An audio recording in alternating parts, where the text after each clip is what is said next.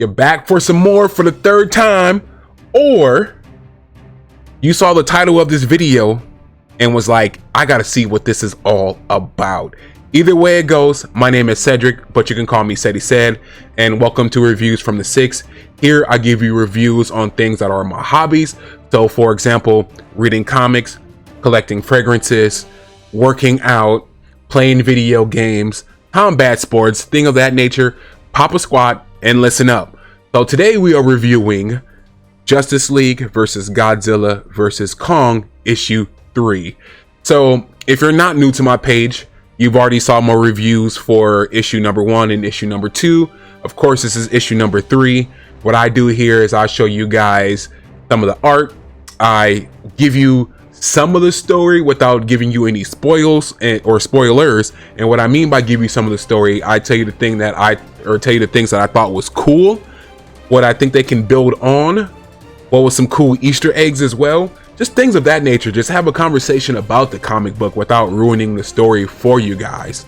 Also too, I'll let you know if I'm going to continue with the story or not, or if you should pick this up. So without further ado, first things first, we have the cover art. And on the cover art here, you have Kong versus Green Arrow versus a kaiju.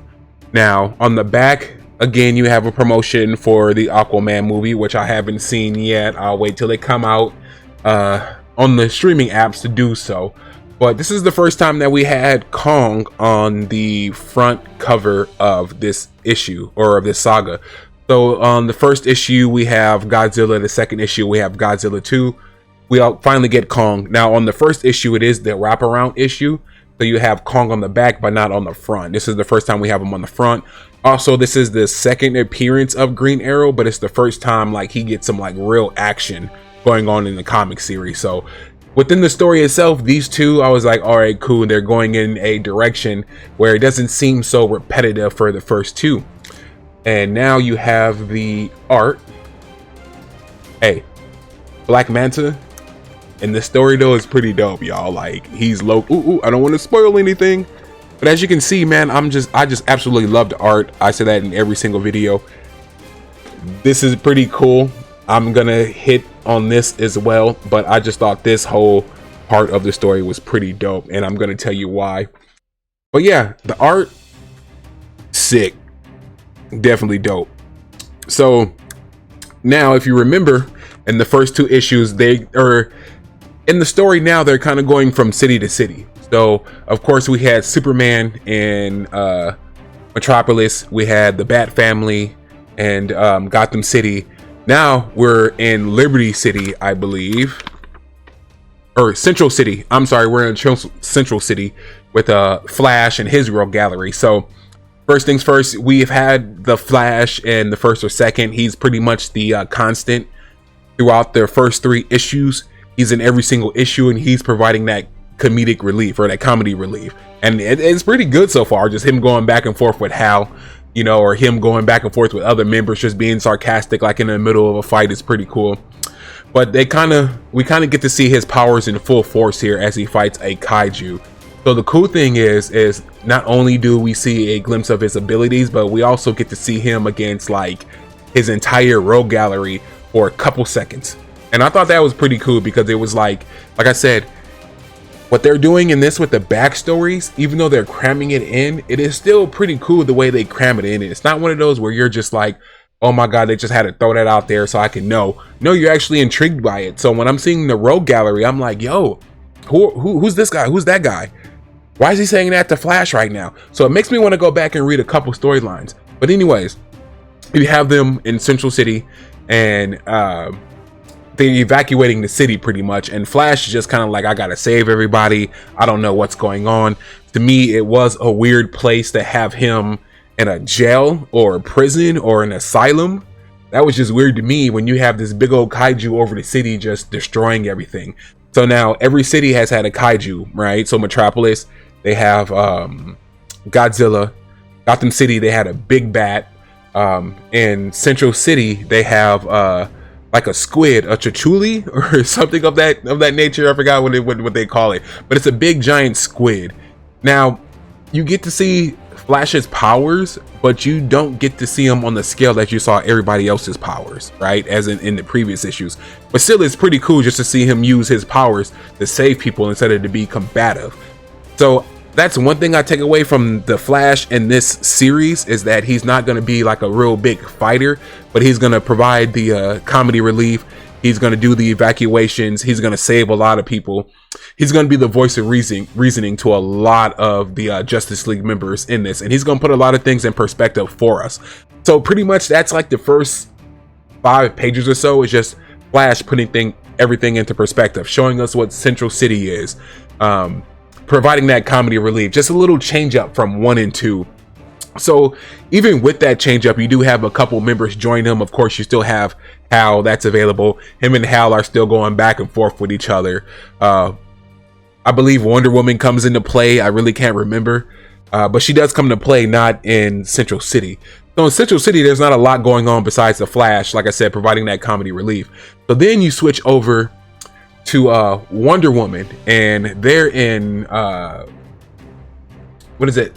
I can't forget. I forgot the name of her city, but they're in her city. And what makes it cool is that a woolly mammoth is one of the kaijus, and her mentality is we can't kill this animal, right?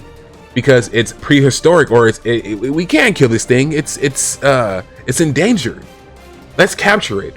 So it kind of showed her hunting abilities, and I thought that was like really dope. You know, that was just really cool, because Wonder Woman being an Amazon, she just isn't a fighter or a killer. You know, she's a hunter too, and I thought that was just really dope, showing her hunting side in this issue. So they pretty much wrap that up. They cut back to Central City, and in Central City, everybody's there now fighting this big squid, because of course, like I said, Flash really isn't a fighter, you know. So everybody's there putting in their work, doing their thing. Even Kara and Shazam show up. Now remember, they were in Metropolis. Now it was a cliffhanger that happened to Superman, right? And Shazam, but Shazam ends up over here. Now Shazam ends up in Central City. They end up dispatching the creature, all right? As they're dispatching the creature, Shazam is like, look, I gotta let y'all know something. Now, just to rewind it just a little bit, like I said about spoilers, I don't want to say too much and ruin the story. However, Kara leaves Central City, so at first it's Kara and Flash fighting the monster. However, Kara's like, yo, I gotta go. You know what I mean? Something ain't right. Something ain't feeling right with me. I gotta go check this out. So when Shazam shows up, he tells them, hey, this is what was going on. I don't know what to do from here. You guys, I'm sorry. Everybody was like, don't talk like that. Close your mouth. Whatever.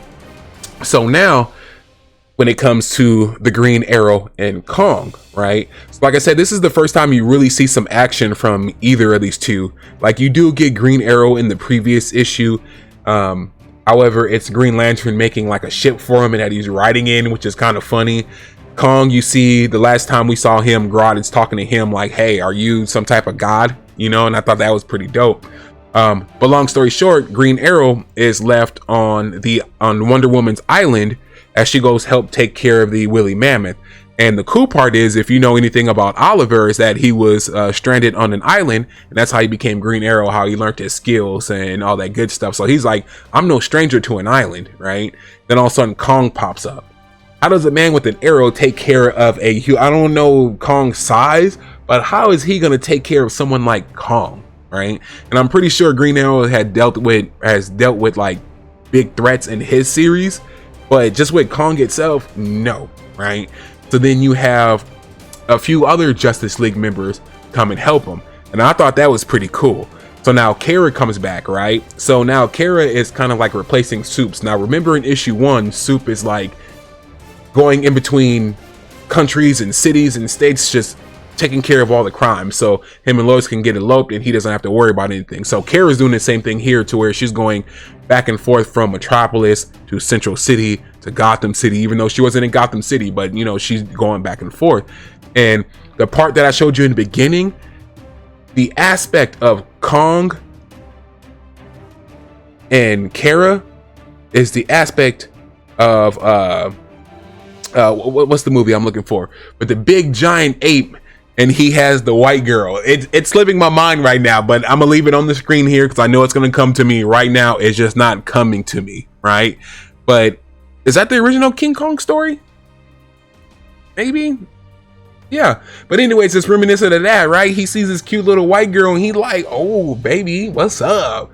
And she ain't having none of that, so that sets him off.